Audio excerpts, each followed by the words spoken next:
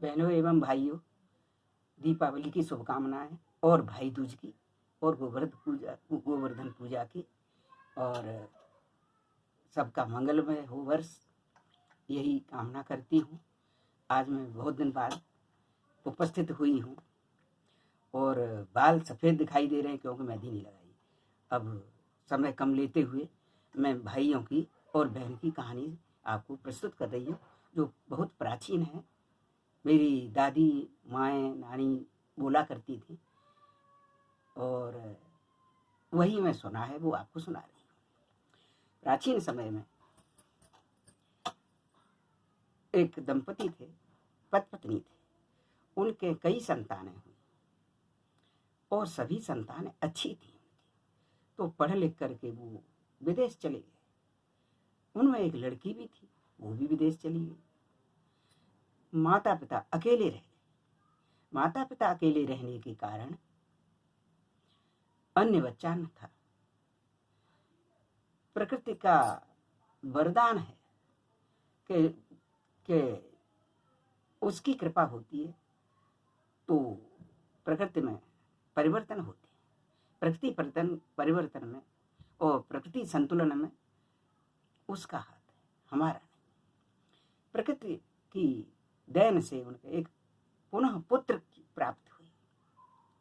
बच्चा जन्मा, अनेक पुत्र चले गए, पुत्री भी चली गई, पुत्र जन्मा। बहुत प्रसन्नचित्त थे दोनों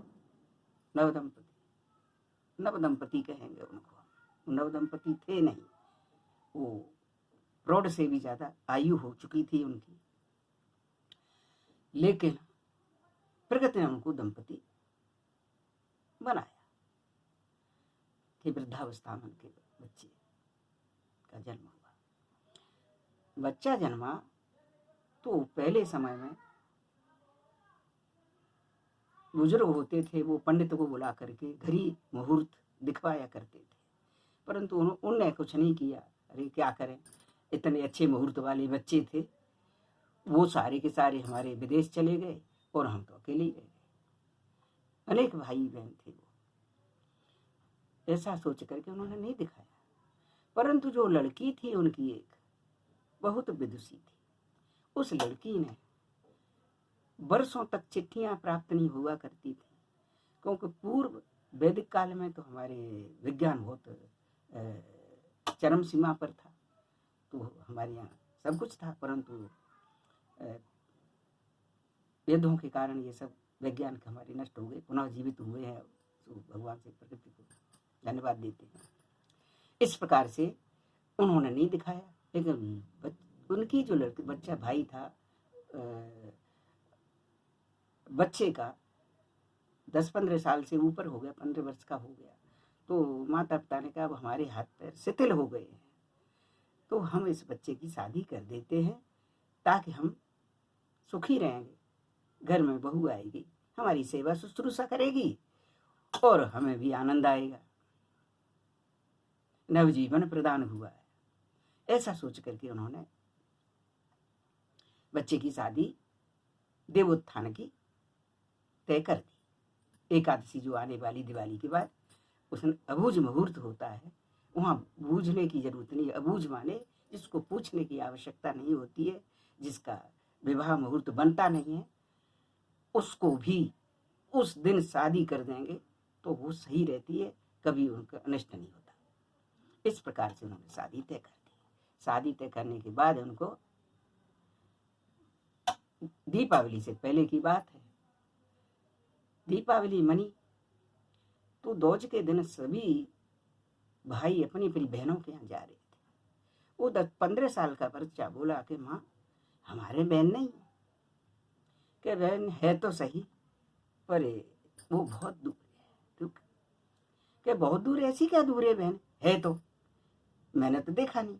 कि बेटा तेरे उसकी शादी के बाद जन्म हुआ, तू देखता कहाँ से। ठीक है माता, तुम मुझे बताओ तो सही कहाँ है, मैं उस पर तिलक करवाने जाऊंगा। बेटा बहुत दूर है, तू कैसे पहुंचेगा। नहीं माता मैं जाऊंगा। माँ ने नहीं माना। माँ ने कहा बेटा 15 दिन बाद तेरी शादी है, 10-12 दिन 15 दिन रह गए, तू मत जाए। नहीं माता मैं जाऊंगा। कहे तो उस दिन तक लौट के आ जाना है। ठीक है, मैं लौट के आ जाऊंगा, अवश्य आऊंगा, परंतु मुझे जाने दीजिए। माँ ने उसको भेज दिया। पूछते पूछते कागज पे लिखवा के ले गया, कौन सी जगह, वो चला गया।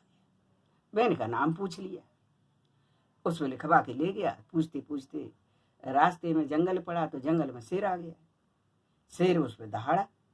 जैसे ही दहाड़ा, उसने हाथ जोड़ करके वो बैठ गया, सिर झुकाया कि मैं वापस लौटते समय आऊं तो मुझे भक्षण कर लेना, खा लेना। इस प्रकार से वो आगे बढ़ा। आगे बढ़ा तो सांप दिखाई दिया। नाग खड़ा हो गया फोन करके।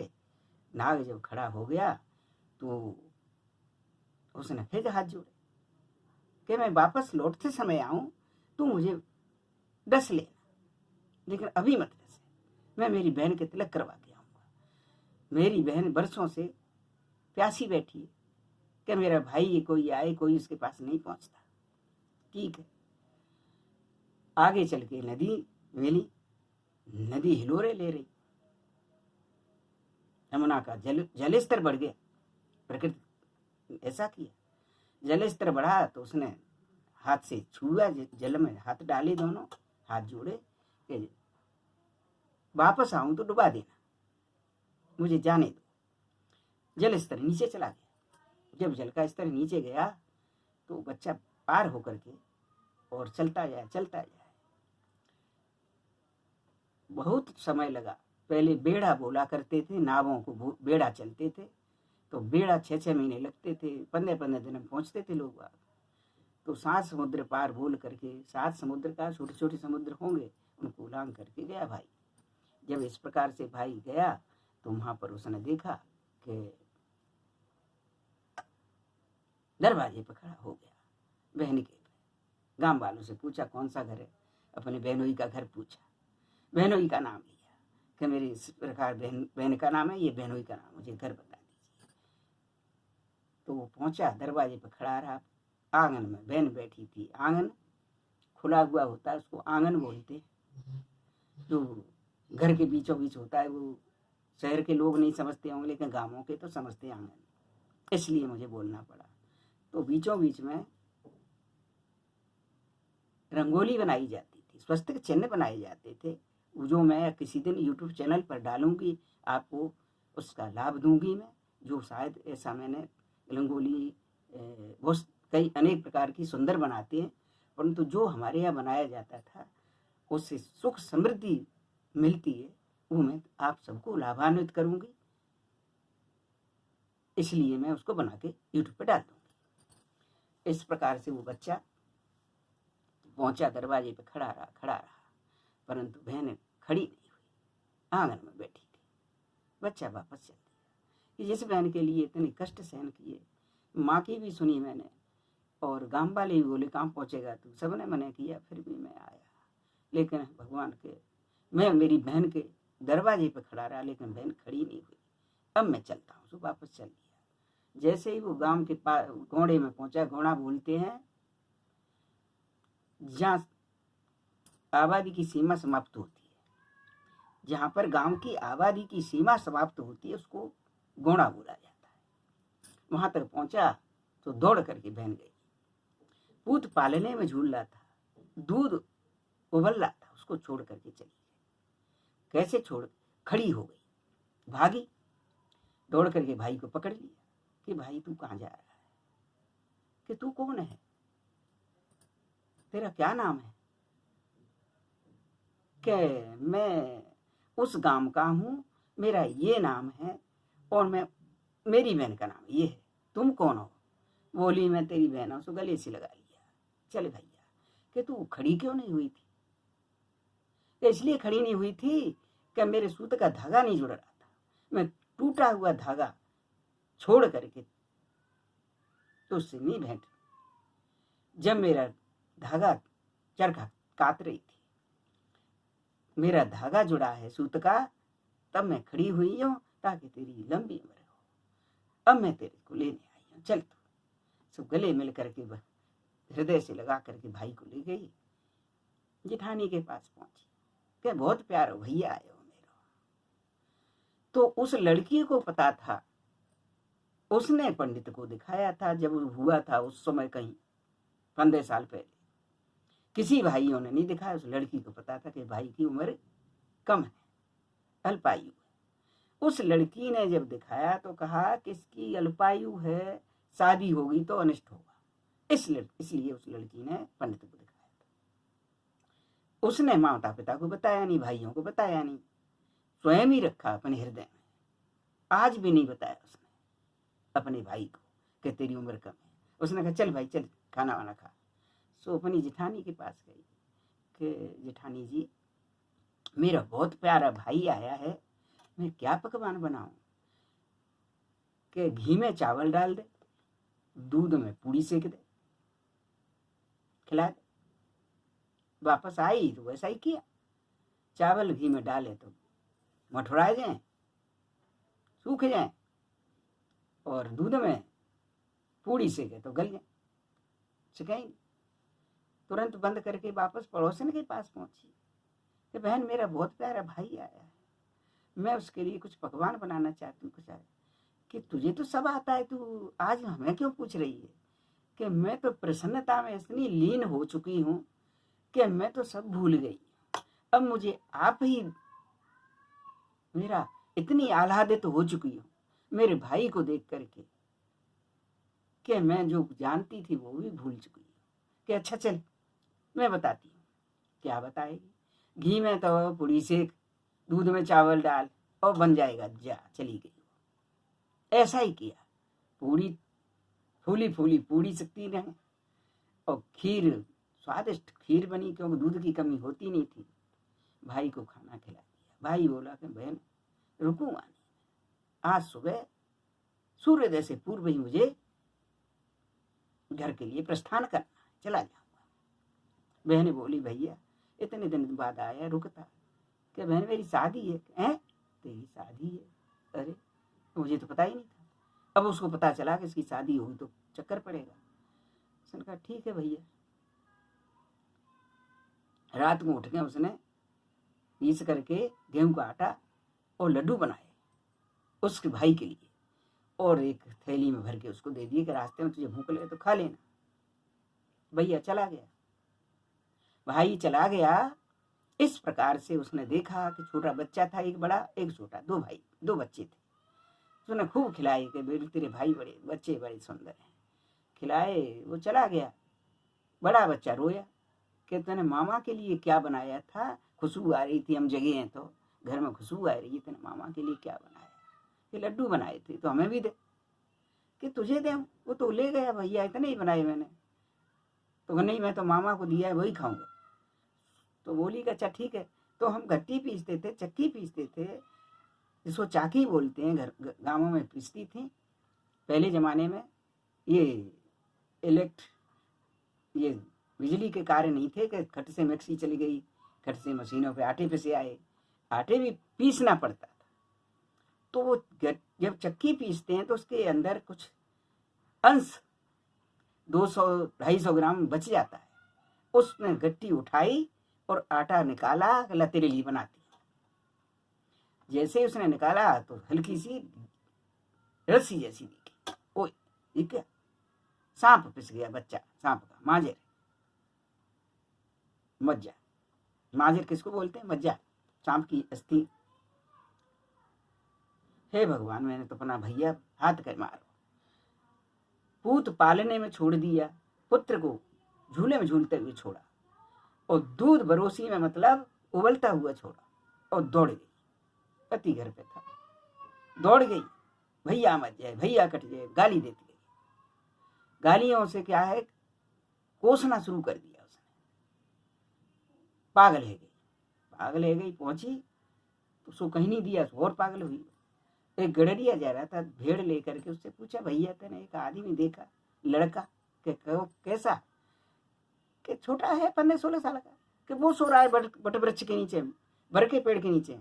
बट वृक्ष, बर का पेड़ जो गांव में वो बोला जाता है, ताकि आप लोगों की समझ में आ जाए मैं क्या बोल रही हूँ। क्यों खड़ी बोली बोलूंगी तो कुछ की समझ में आएगी, ब्रज भाषा बोल रही है, ताकि ब्रज के लोग भी सुन लें। इस प्रकार से उसने उसको देखा, हिलाया कि भैया तैन कुछ खाया, कि बहन तेने रस बांधा के विष बांधा कि मैंने उसमें से कुछ नहीं चखा। वो टंगाए ऊपर भर के डाली उतार ले, चढ़ के खत उतार लिया, उतार करके मसल करके मिट्टी में मिला दिए, धूल में रेतिया होती है उसमें मिला दिया, खाने नहीं दिया। और उसने कहा भैया मत जाए। पहले लड़कियां बोलती थी हे मत जा। तो ये क्या होता है कि बहन की जो गालियां होती हैं भैया को उर्वरा शक्ति मिलती है, फर्टिलाइजर बोलते हैं आप लोग। तो उर्वरा की शक्ति खाद मिलती है, लेकिन हृदय से नहीं देती है। हृदय से तो आशीर्वाद देती है बहन। इस प्रकार से वापस वो बोला कि जा घर, तू आएगी यहाँ, तेरे छोटे छोटे दोनों बच्चे हैं, तू मेरे साथ क्या करेगी? कि तेरी शादी है, तू मुझे लेने आया था ना? कि हाँ। तो के बच्चे तू संग ले चल ना?